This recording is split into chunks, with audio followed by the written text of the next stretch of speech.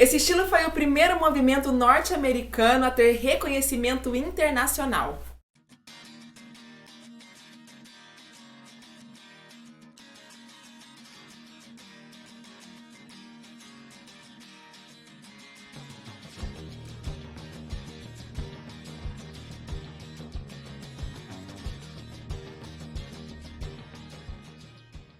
E no vídeo de hoje nós vamos falar sobre o expressionismo abstrato.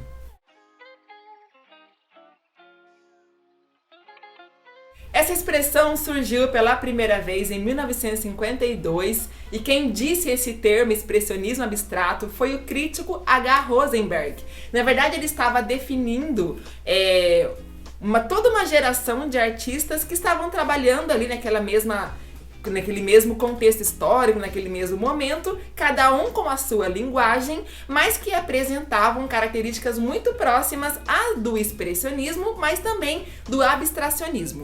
Vamos entender um pouquinho o que estava acontecendo nesse período. Os Estados Unidos estavam passando pelo período da pós-Segunda Guerra, naquele período em que eles estavam restabelecendo a economia. Então, os Estados Unidos surge como uma nova potência e também um centro artístico emergente. Existia toda uma conversa entre as vanguardas europeias e tudo que se produzia nos Estados Unidos, principalmente por influência de um intelectual, artista, que era um imigrante armênio, o Arshile Gorky, que ele foi considerado assim o primeiro artista do expressionismo abstrato e também foi o responsável por mediar o contato entre as vanguardas europeias e a produção artística norte-americana. É complicado a gente pensar, né, quando a gente está estudando toda a história da arte, que os movimentos lá do modernismo europeu, das vanguardas que surgiram no final do século XIX, início do século XX, foram influenciados pela Primeira Guerra, e parece muito distante agora, de 1945, 1950, nos Estados Unidos, mas quando os novos movimentos artísticos norte-americanos surgiram, os movimentos modernos na Europa ainda aconteciam. Salvador Dalí ainda criava, Picasso ainda criava, e o expressionismo abstrato norte-americano foi influenciado principalmente pelo surrealismo e pelo cubismo. E antes de tudo isso, o estilo vigente nos Estados Unidos era o realismo americano. Era um movimento que era extremamente afastado do romantismo e da idealização. Ele era muito expressivo, muito subjetivo, mas era figurativo. As pinturas eram muito próximas à realidade. Tinha todo um contexto ali de interpretação, tinha todo um diálogo entre o espectador e a obra, mas eram pinturas figurativas. E o expressionismo abstrato, ele surge como oposição a esse movimento que estava vigente nos Estados Unidos nesse período. Tem uma obra muito famosa que exemplifica muito esse estilo realista, que é a obra American Gothic, de Grant Wood. Nessa obra ele colocou um casal de camponeses muito simples, típicos norte-americanos, e na frente de uma igreja em estilo, aquela janelinha em estilo gótico. E ali, sem nenhum tipo de romantização, ele representou pessoas comuns. E todos os movimentos modernistas, quando eles foram chegando em solo norte-americano, eles viram ali várias possibilidades de reinvenção. Eles meio que se misturaram ou sofreram influências diretas de outras linguagens artísticas e a literatura de J. Joyce e T.S. Eliot, sem falar da psicanálise e psicologia de Carl Jung e também o existencialismo de Paul Sartre. E todos esses artistas, eles passaram por várias discussões antropológicas e refletiram sobre a cultura norte-americana, sem falar que foram influenciados diretamente pelo cinema de Hollywood e também pelo jazz. O jazz foi, assim, uma grande inspiração para vários artistas europeus, né, do modernismo, e também agora essa nova geração que utiliza desse ritmo, que conversa muito com as necessidades deles e daquele período, e traz para a arte uma nova perspectiva. E todos esses acontecimentos dentro da arte têm também como referência principal o pós-guerra. Eles vêm justamente para se opor àquele pensamento triunfalista do capitalismo e de uma sociedade tecnológica. Eles vêm para criticar esse pensamento que os americanos tinham de que eles haviam saído da guerra como os grandes vencedores. Eles criticam a cultura norte-americana e refletem sobre essa nova sociedade.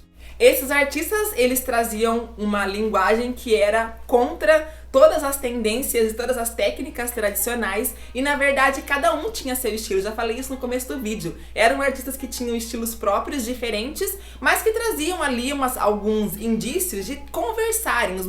As obras conversavam entre si, elas tinham alguma coisa que aproximavam cada uma delas. E os principais artistas foram Jackson Pollock, Mark Rothko, Adolf Gottlieb, William de Kooning, A.D. Reinhardt e Osamu Noguchi. Não tem como nós escolhermos uma ou outra obra para mostrarmos que ela, assim, pensando que ela poderia explicar todo esse movimento. Isso não existe, porque eram produções independentes, eram produções que tinham linguagens diferentes, mas que se conversavam. Mas a gente pode pegar, por exemplo, o trabalho do Jackson Pollock e ele pode servir como um fio condutor para o pensamento de todos aqueles artistas. E o Jackson Pollock tinha uma vida muito doida. Ele vem, né, de uma geração de artistas figurativa. Ele e o irmão produziam juntos, só que o irmão seguiu uma carreira no figurativo e ele não estava contente com aquilo. Então ele resolveu experimentar novas coisas.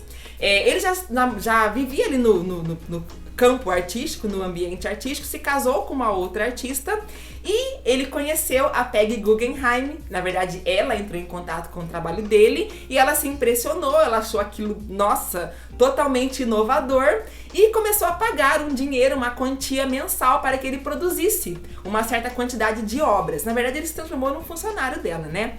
E essa figura, né, Peggy Guggenheim, ela ficou muito conhecida porque ela colecionava várias obras de arte. Ela chegou a se mudar para a França, conheceu o Duchamp, e o Duchamp meio que orientou a Peggy assim, tipo, compra essa obra, compra aquela, investe naquele artista novo que está surgindo.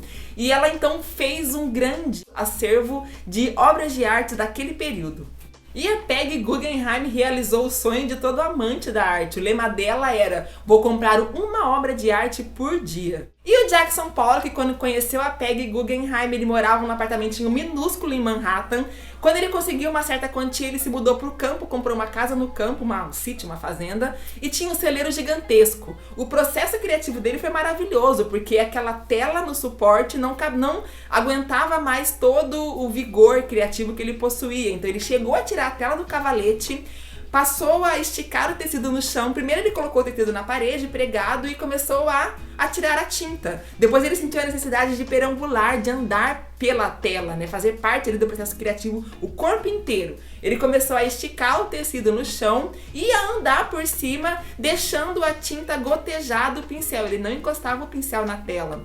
E ali ele fazia toda uma gestualidade, ele andava, ele dançava e preenchia toda a tela com tintas respingadas. Tem algumas obras que apresentam trilhos assim de roda de bicicleta. Ele chegava a andar com bicicleta em cima da tela. Então era chamada de action painting, porque era uma pintura de ação. O que era a obra de arte em si? Era aquele tecido esticado com um monte de mancha, de respingo? Não. A obra de arte era a ação do artista em toda a gestualidade envolvida dentro daquele processo criativo. Essa nova forma de pintura, essa nova forma de pensar a arte, meio que subverte o papel do artista enquanto ser contemplativo da sua própria arte. Então ele não fica ali observando e retocando e conversando com a obra, uma coisa, né, meio distante. Quando a gente pensa na ação do Pollock em andar por cima da tela, em toda aquela gestualidade envolvida, então é uma nova forma de pensar a própria arte. E quando o Jackson Pollock era questionado sobre, será que a sua obra ela é uma obra feita do acaso? São gotas que caem do acaso? Ele dizia que não, que tudo que ele produzia era muito pensado, era muito racionalizado e que o que aparecia ali era o resultado de toda uma ação muito planejada pelo artista. Então, conversa muito com o surrealismo, por exemplo, porque ele falava que era uma pintura muito mais do inconsciente, era como se as gotas caíssem, mas que fossem movidas pelo inconsciente, pelo instinto. Então essa é a aproximação que o expressionismo abstrato tem com o surrealismo, por exemplo. A A obra de Pollock, aqueles pingos caídos de Pollock, não trazem assim a necessidade de uma interpretação, não é uma conversa, não é um texto a ser lido, é muito mais para ser sentido. Assim, por exemplo, como as obras de Rothko, que tem aquelas passagens de tons muito sutis, aquelas cores com muito pouco brilho, mas também a questão do figurativo de de Kooning, todos esses estilos se conversam porque trazem coisas muito parecidas entre si. É difícil entender arte abstrata? É. Principalmente se você quer analisar uma arte abstrata utilizando os critérios da arte tradicional. Não funciona assim. É muito difícil porque a gente ainda tem na nossa cabeça que a técnica é importante. Tipo, deu trabalho pra fazer, então é bom. Aí o cara só jogou a tinta, não tem valor. Mas não eram obras feitas, como eu falei, no acaso, né? Não era uma espontaneidade caótica. De certa forma até era caótico, mas tinha toda uma linha de pensamento por trás. Então como que acontecia isso? Eles queriam, na verdade, todos esses artistas, eles tinham como uma necessidade expressar sentimentos primitivos, primários à raça humana. E eles não encontraram no figurativo tudo aquilo que eles pretendiam representar nas suas obras. Afinal de contas, o que é mais primitivo, o que é mais primário na arte? É a figura ou é o ponto, a linha e a cor? Então, pensando nisso, eles foram caminhando sim para o abstracionismo. Porque os sentimentos, eles não são concretos, eles também são abstratos. Representar sentimentos, sensações, despertar lá alguns sentimentos no público, isso requer sim um esforço intelectual, um esforço quase que trabalhando com o inconsciente, por trazer à tona sentimentos que a gente nem às vezes tem noção de que nós temos aquilo dentro da gente. Mas esses artistas, eles encontraram no abstrato, na pintura com tendência abstrata, toda a linguagem necessária para expor tudo aquilo que eles pretendiam. E antes de você sair desse vídeo, já procura aqui embaixo o vídeo sobre o abstracionismo, arte abstrata, né? E também um vídeo sobre pop art, que eu falo um pouco mais sobre essa questão política, social, norte-americana no pós-Segunda Guerra. Também não se esqueça de se inscrever no canal se ainda não for inscrito, deixa aquele like se gostou do vídeo e compartilha nas redes sociais. Um grande beijo!